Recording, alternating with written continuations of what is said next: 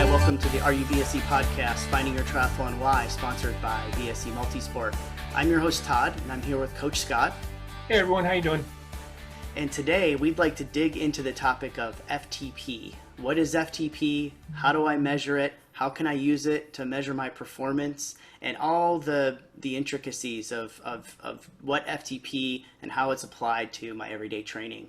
So first, why don't we, Coach, just talk about the basics of what FTP is and how, as an athlete, even a beginner athlete or someone who's been in the sport for a while, how I get to understand the foundation of FTP as a training tool for me as an athlete.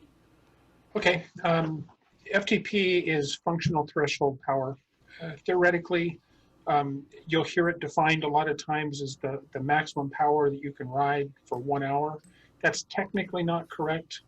The actual description or definition of FTP is the maximum power you can maintain in a quasi-steady state without fatigue. So there's some open-endedness there, obviously, and that's why people threw in that for an hour. But understand it's the maximum power you can hold for an extended period of time. Getting more technical, it's the power that it's going to have you right on your lactate threshold, where if you go a little bit harder, you're going to start creating lactate and lactic acid, so you'll start getting the burn in your muscles. If you go a little bit easier, then you could theoretically go harder. It's a really good indicator of your power, obviously, your strength as a cyclist, and it gives us some really unique opportunities from a training standpoint. Because power is power. It doesn't matter if you're going uphill, it doesn't matter if you're going downhill, into the wind, downwind, it doesn't matter. 100 watts is 100 watts.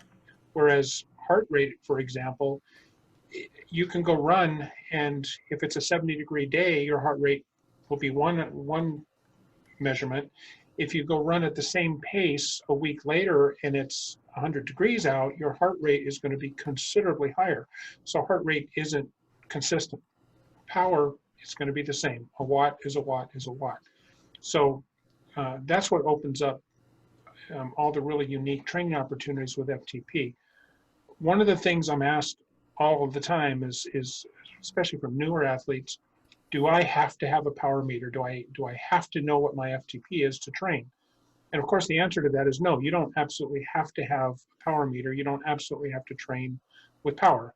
People train with power for as long as bikes were around until just the 80s without a power meter. So certainly you don't have to have one. That said, if you want to get to the pointy end, meaning you want to get onto a podium, you want to win an event, then you need to probably seriously consider training with power.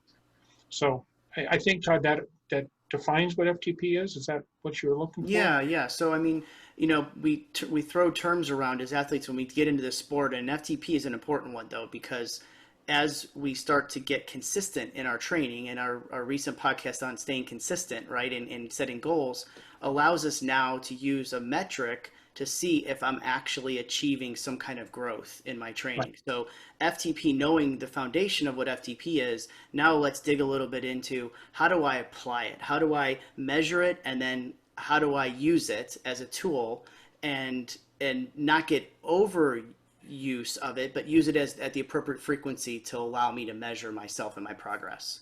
Well, if you're going to start using FTP, you're going to need one of two things. You're going to either need a power meter on your bike. There's any number of different types of power meters, and I don't think we're going to do the show on power meters per se. Just know that there's all kinds of different power meters. Pedal that are on your pedals, that are on the crank, that are at the rear hub. So you'll need a power meter, or you need to use some platform that can determine virtual power. And so some of the cycling apps like Trainer Road or Zwift come to mind quickly. Both of those, if you have a trainer and a speed sensor, can calculate virtual power. So you have the benefit of training with power without having to spend the actual money for a power meter. So that would be the first step. You need to have some method by which you can measure power. And then from there, like you said, consistency. And if you're going to start training with power, then every time you're on your bike, you should be training with power. The other component of that is if you're going to be training with power, you should also have a heart rate monitor, because and this is where it starts to get really cool with data. Um, Say that one day you're riding at 150 watts and your heart rate's at, let's just pick a number, 125, and a month later you're riding at 160 watts and your heart rate is that same 125. That would imply that you've gotten stronger. So a power meter gives you a very objective way to see improvement and to measure improvement.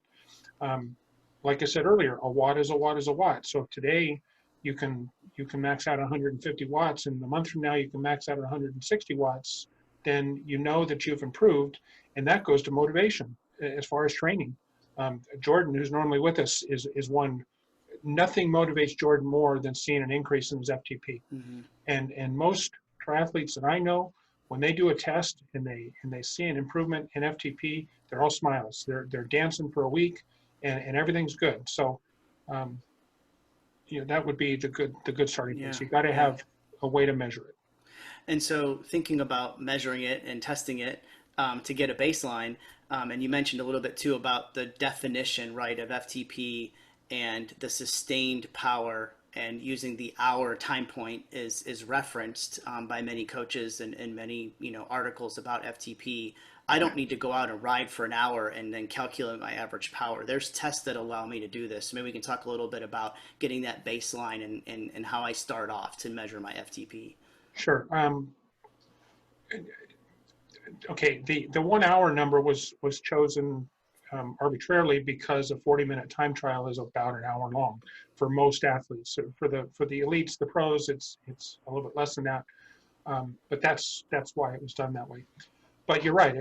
To go out and actually ride for an hour, that's cumbersome. There's a lot of recovery time and so forth. So if you're using Trainer Road, they've got what's called a ramp test. I've really come to like the ramp test. Basically, you start riding at about 50 to 60% of FTP, and every minute you increase by 6%. And in 15 minutes or so, you ride until you can't ride anymore. It's a 2 exhaustion test. And so you literally ride until you can't ride anymore. And by that, I mean you literally can't turn the pedals anymore. And from that, Trainer Road will calculate your current FTP. There's also 20-minute tests and 8-minute tests. The problem in my mind with the 20-minute test is that introduces pacing. And it's something where the first time you do a 20-minute test, you'll fail miserably because you're going to go out too hard. And so you have to do a dozen of them before you really get good at it. The ramp test takes all of that out of the equation. You just ride and you increase. You just follow the little line on the screen, and you just ride until you can't ride anymore. But yes, the short answer is there's a number of ways that you can test, and then there's other ways that are more elaborate, that perhaps a little bit more accurate. I look at this way. This isn't rocket science. We're not doing brain surgery. And so whether your FTP today is 150 watts or 154 watts, that's close enough that I'm not going to be concerned. I'm not going to squibble over those couple of watts. And in fact, if you do a test today, that's a snapshot of where you're at today. Tomorrow, you might do a test and it might be a couple watts different. So whatever testing method you choose to use, and I choose to use the easier one, which is the ramp test. Whatever testing method you choose to use, just use it consistently, the same test every time, and that way you're comparing apples to apples so that you can gauge improvement and so forth.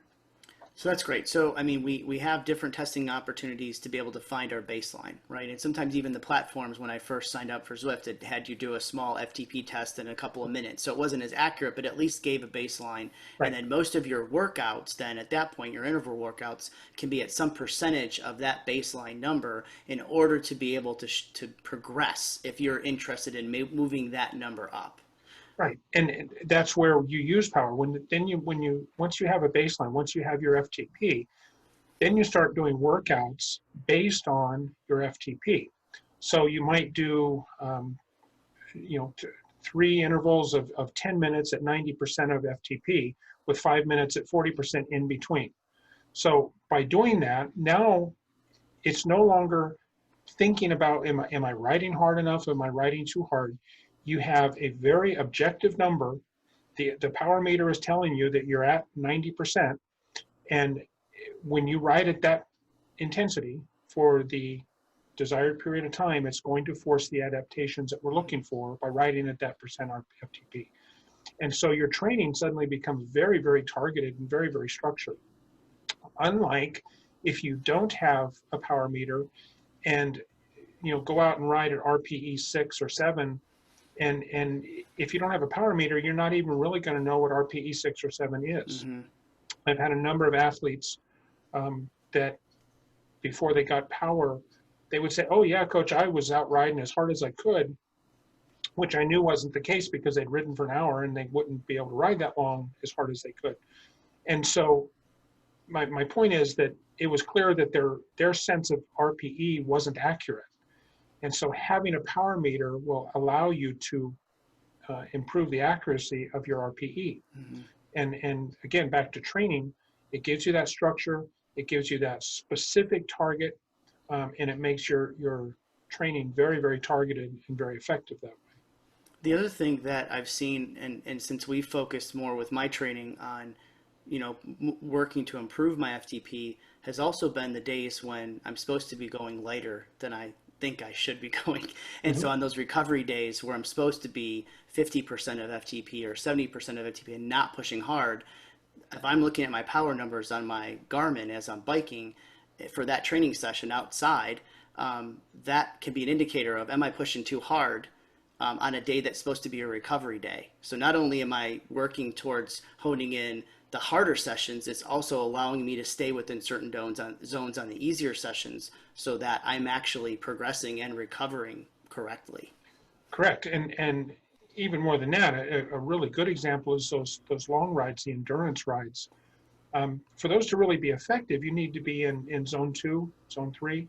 And if you don't understand zones, I think next week we're going to be talking in detail about zones, or next episode, I'm sorry. And so check back with us because we're going to get really in detail what zone 2, what zone 3 means. At any rate, if you're on those long endurance rides, that's going to be Z2, Z3. And most people, they're going to be like, oh no, I can't ride this slow. This is crazy. How am I ever going to be fast if I ride this slow? And they're missing the entire point, just to what you'd said. Mm-hmm. And so having a power meter, now you know that this is the pace I'm supposed to be riding at. This is the intensity I'm supposed to be riding at. It's like coach isn't going to get mad at me because he said ride at this intensity and I did it. And I've had a lot of times where people say, oh my gosh, how can I get faster when I ride this slow? But then 3 hours later, after riding that pace, they're like, okay, now I get it. Mm-hmm. Whereas had they not been riding at that lower pace, 3 hours later, they'd have had their thumb in their mouth because they'd have blown up somewhere.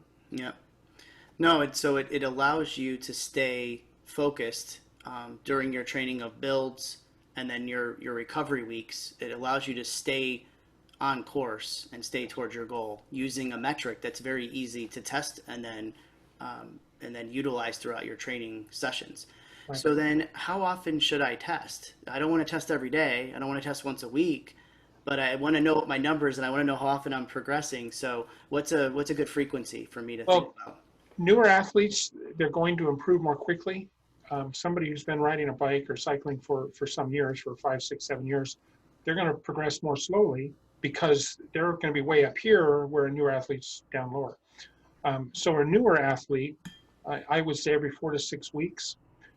Or if you're say you're using Trainer Road or Zwift or something like that, and suddenly you find that all these intervals, it's supposed to be a threshold workout, and all of a sudden you're there and you're riding it and your heart rate's not even coming up, then that would imply that you've had an increase and we probably should test. For more experienced seasoned athletes, 6 to 8 weeks is typically a good interval. But again, if you notice that workouts are suddenly too easy, then maybe we should check and do a test, Mm-hmm. or maybe you should check and do a test. And that's where having your heart rate monitor when you're using power is also a good indicator. If you know that for a threshold workout, you're typically pretty close to your threshold heart rate, which say it's 150 beats per minute, that would be for an older athlete. And suddenly you're doing threshold workouts and you're not anywhere near threshold, you can go harder and your legs aren't on fire and your heart rate's only 130, that's a pretty good indication that there's been a change in your FTP. And so we would want to test. So 4 to 6 weeks for newer athletes, 6 to 8 weeks for more seasoned athletes. So now I've tested my FTP and I've followed my training program and maybe tested it 6 or 8 weeks later and saw some kind of improvement. Now I'm getting ready towards a race or an event where I want to use some kind of metric to make sure that I'm holding certain zones during the race. And I know you've done this for me where you've actually given me a little printout of the zones for certain portions of the bike portion of the event. So maybe we can talk a little bit about now how do I leverage my FTP number in an actual race situation and using some of the zones to achieve the outcome that I went to at that race. Um, I don't like having power targets per se on race day. Now, first of all, to use power on race day, obviously you have to have a power meter at that point. If you're using virtual power to train, whether it be Trainer Road or Sufferfest or Swift, that's not going to translate to a race simply because you got to have a power meter on your bike to go outside. So that's the first requirement. If you're going to use power on race day, you have to have a power meter. But then when you get outside and you're in a race, yes, indeed, I do come up with numbers for all of our athletes on race day. But I prefer to use those as red lines rather than power targets. And we talked a couple weeks ago about RPE, and I actually prefer that athletes pace using RPE, rate of perceived exertion, and use power as a red line to keep you from doing anything stupid. I try not to say stupid, to do anything silly, because you could be feeling really good, and say your red line on a flat is 250 watts, and you're riding along, you're feeling really good, and you look down, you're pulling 275 watts, and you know your red line is 250. That should give you a moment of pause. Then it's like, okay, am I really pushing too hard? And that'll help you to get things dialed into the right speed or to the right intensity. So yes, we use power, we have numbers out there, but I prefer to look at them as red lines rather than a target. And going back to that example I just used, if you're out on that race day and you're really feeling good and you're riding along at 275 watts, your red line is 250, but doggone it, you're feeling really good. Well, I mean, on that day, you might be able to ride 275, but if you were just chasing a target of 250, I mean, look, you're giving up 25 watts, which is going to be a mile an hour. And so, that's where intelligently understanding RPE, understanding using power as a red line comes together for race day pacing. Yeah, because you can't have a great bike during a race and then fail to run and say you had a great race just because you had a great bike. Correct. So that helps you maintain that. By definition, if you had a bad run, you had a bad bike. Right. You can't have a great race, a great bike, and have a bad run. It doesn't work that way. So now, thinking about FTP and my progress and trying to measure it against others doesn't actually compute because it's all based on how much I weigh, my fitness level, and my FTP number at the time. And then as I'm progressing in my training, those numbers will shift. My weight, my performance, and my output are going to shift as I'm either gaining in ability or losing ability based on what I'm doing in my training.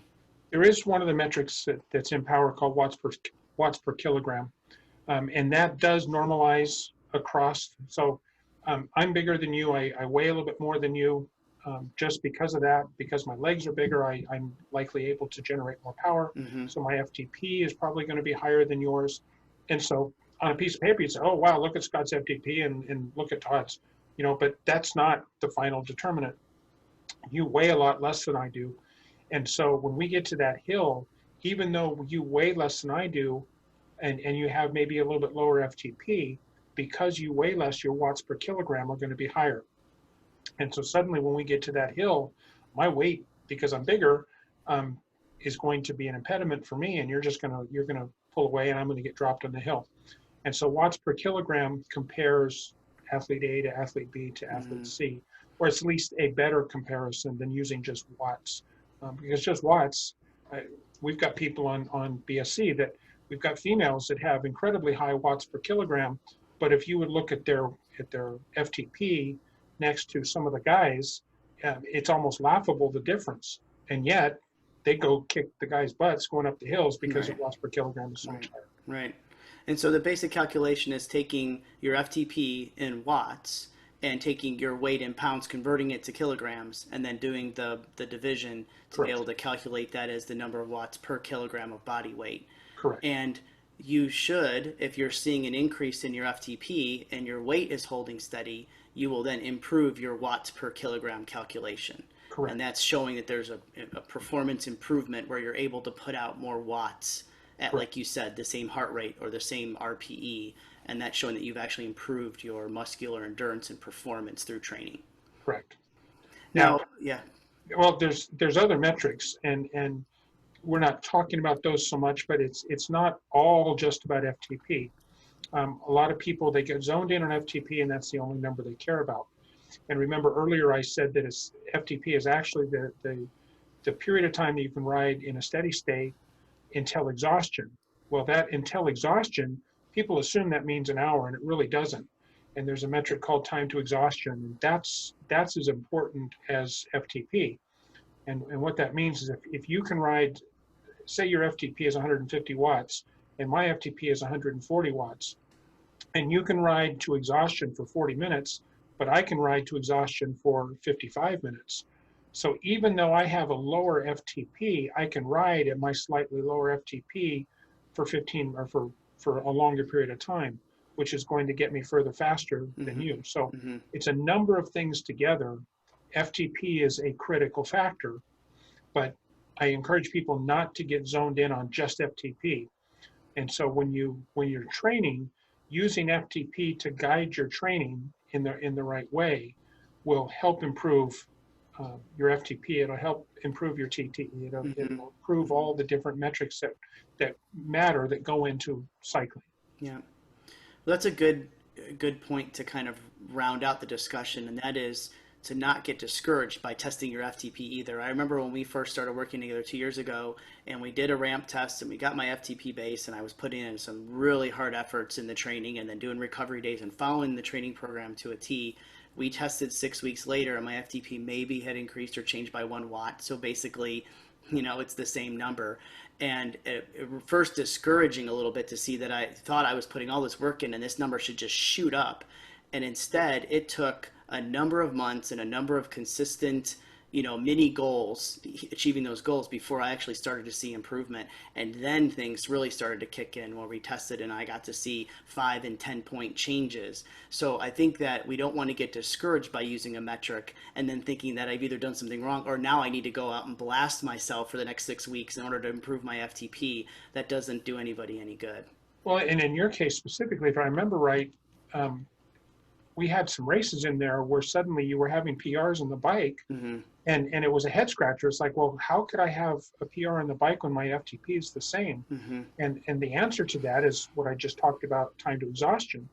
Yes, your FTP hadn't changed, but your time to exhaustion, the amount of time that you could hold that number had increased dramatically. And so FTP isn't the end all of everything. Yes, it's important, but it's not the end all. And so, staying consistent with the training is what will get you to your goal at the end of the day, and understanding, structuring your training properly, and by using power, you can structure your training properly instead of just guessing, thinking, well, I hope I'm going at the right intensity. When you're using power, you're going at the right intensity. Yeah. It does really take out the guesswork. It really gives you something that's measurable. It's easy to measure. It's easy to watch and focus on. But also not to get too hung up on it either and still tune into your body as well at the same time. Well, it's been a great discussion. I think we covered a little bit about the power meter as well, and we didn't want to get too far into choosing power meters and all the intricacies of the various devices, but I think that the end result of this discussion is that once you learn about FTP, once you get interested in using it in your training, then ultimately the decision to get a power meter is the next natural step, because you need to be able to have it out on the road away from, say, your stationary platform on your Zwift or trainer road. You need to be able to have it out on your bike and then use it in race day as well if you so desire. Great. Well, thanks, guys. I think this has been a great discussion. It was good to dig into FTP a little bit and talk about metrics and the use of this specific for training and performance enhancement. Thanks for spending some time today. Look for future podcasts on our YouTube channel. Click like and subscribe, as well as find us at BSC Multisport. Thanks for listening, and we'll be back soon.